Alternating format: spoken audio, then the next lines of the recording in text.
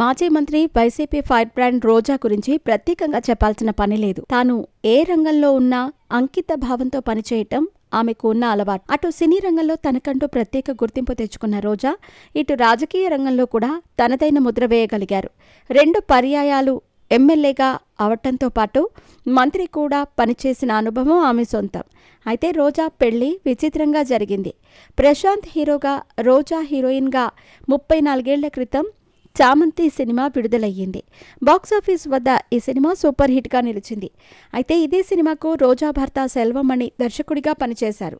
Shooting సమయంలోనే రోజాను ఇష్టపడ్డారు సెల్వమణి. రోజా ప్రవర్తన, నడవడిక చూసిన సెల్వమణి తన జీవిత భాగస్వామిగా రోజానే సరైన మనిషిగా ఆయన భావించారు. దీంతో ఆమెను ఇష్టపడటం మొదలుపెట్టారు. అయితే ఈ విషయాన్ని తొలుత రోజా కంటే ముందు ఆమె తల్లిదండ్రులకు తెలియజేశారు సెల్వమణి. ఆ తర్వాత రోజాకు అసలు విషయాన్ని తెలియజేశారు ఆయన. వారి అంగీకారం కోసం సుమారు 11 ఏళ్లు ఎదురుచూశారు. రోజా, సెల్వమణి వేరువేరు ప్రాంతాలకు చెందినవారు. దీనివల్ల వారి వివాహం విషయంలో రోజా కుటుంబ సభ్యులు ఒప్పుకుంటారా లేదా అని సెల్వమణి కొంత ఆందోళన చెందారు. సెల్వమణి రోజాను వివాహం చేసుకోవటానికి దాదాపు 11 సంవత్సరాలు వేచి చూడాల్సి వచ్చింది. రోజా అప్పటికే స్టార్ హీరోయిన్గా మంచి గుర్తింపు తెచ్చుకున్నారు. ఆమె తన కెరీర్లో ఉన్నత స్థానానికి చేరుకునే వరకు సెల్వమణి ఓపికగా ఎదురుచూశారు.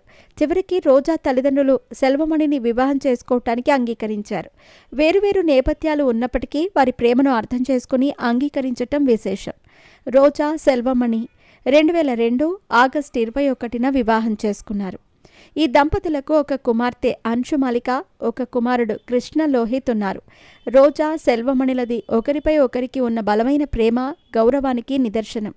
సెల్వమణి రోజా కోసం అన్నేళ్లు ఎదురుచూడటం, రోజా కుటుంబ సభ్యులు వారి ప్రేమను అంగీకరించటం వారి బంధాన్ని మరింత ప్రత్యేకంగా నిలిపింది.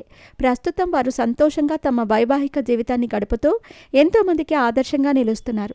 రోజా ప్రస్తుతం రాజకీయాల్లో కూడా చాలా చురుకుగా ఉన్నారు. రోజా, సెల్వమణులను కలిపిన సినిమా చామంతి.